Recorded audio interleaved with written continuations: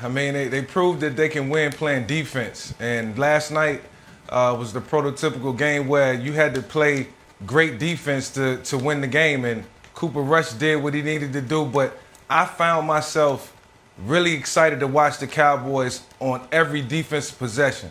If this was 2020, we probably would have been cutting the TV off in the third quarter, minus Dak and the way the defense played. But I'm caught up in what the defense is doing. I love what Trayvon Diggs is doing. I'm always interested to see how Michael Parsons is moved around. Where is he playing? Is he lined up with his hand in the dirt? Is he playing linebacker? And you just see these guys just flying all over the field, and it's a beautiful thing to see. Now all the offense has to do is play consistent football. Cooper Rush didn't have to beat Dak. All he had to do was manage the game, and he did that. So collectively, overall, it just shows that this team are learning to play together. They don't need Dak to necessarily win games, but when Dak comes back, he's going to be the greatest asset that the Dallas Cowboys have ever had, because I see this team continuing to get better. And by the way, I'm not so certain Dak's going to be back next week. The Cowboys have been cagey with this injury, with the fact that they play Denver next week, then they play Atlanta, then they play the Chiefs. I think they might go slow with Dak's calf injury. But I totally agree with Mike about the Cowboys defense. Randy Gregory has had, some off-the-field struggles. When he's on the field, he's outstanding. Micah Parsons just got another tackle in the backfield. I can't remember the last linebacker to walk into this league, be able to play multiple spots, and make that type of impact as a rookie. And Diggs he got beat once, but played another good game, even though he finally didn't have an interception. So the story was the defense that after, first drive of the game allows a touchdown, and the rest of the game, they treated Kirk Cousins the way a lot of defenses treat Kirk Cousins on national television. So I give them full credit. But Broussard, I want to give credit to one other person, and it's someone I was very critical of early in the year, and that's Zeke. And you might say, Zeke didn't have a very good game. 3 yards per carry, only around 50 yards rushing. That's all true. What's also true is he won them the football game. Show the play that prevented this game from going to overtime, that prevented the Vikings from being able to get the ball back for a chance to win in regulation. That is a great play. 3rd and 11, they have it snuffed out.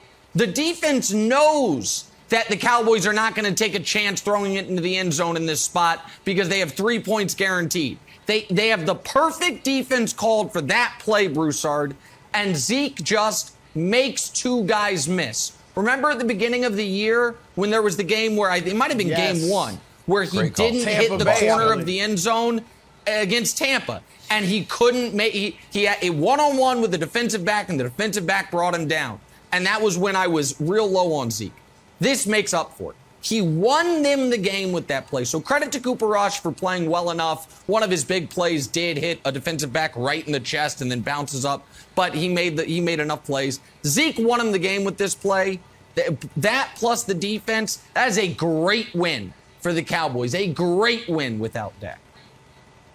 Great point about Zeke, Nick. I was actually going to bring that up, so that's a good call. The difference now and when he started the season, that just shows it right there in those 2 plays. But, I don't want to take anything away from Dallas because you guys, I agree with both of what you said on the defense. To hold that offense, which has a great passing game and a great running game, and Dalvin Cook got some yards yesterday, but to hold them to 16 points is impressive. And the defense seems to be moving from just pretty good to actually being good now. And that's really all you need with Dak Prescott and that offense. So I don't want to take any credit away from them. And, it feels like over the last few years, and for the most part, the last couple of decades, there's always been this sense of if something can go wrong with the Cowboys, it will. Right? Something's going to happen to derail their season. And not just an injury, but just them not being properly motivated or not having the right mindset or whatever it is. They don't seem to be that in that space anymore. Like, that was a game yesterday they could have easily lost. It was a hungry Minnesota team that needed a victory, and they went in there and won with Cooper Rush at quarterback. So giving them all the props. However, while I think this is largely also about Kirk Cousins. And he's had a great year. I like Kirk Cousins. And he's had a very good year. But in prime time, night games, when they're the only game on national television, he's now 8-17 in those games. He's now 7-35 against teams that end the season with winning records. Dallas will probably make it 7-36. So a lot of this is Kirk Cousins continuing his pattern of not being able to deliver in the big moments against the top teams, Wilds. Yeah, but what are you going to do with Kirk Cousins? And I know that we're talking Cowboys, but, like, he's not so bad that you want to move on, but he's not so good that he's going to win you a Super Bowl. So, Broussard, if you were in charge of the Vikings personnel, you've got a good to occasionally great quarterback who puts up big numbers. What do you do with him? The Vikings seem to be stuck in the middle. What would you do? No, look, I agree with you. I'm not saying you got to cut him, but I'm just saying it takes just a tad bit of shine off of the Cowboys win. It was a great win, but you got to factor that in as well.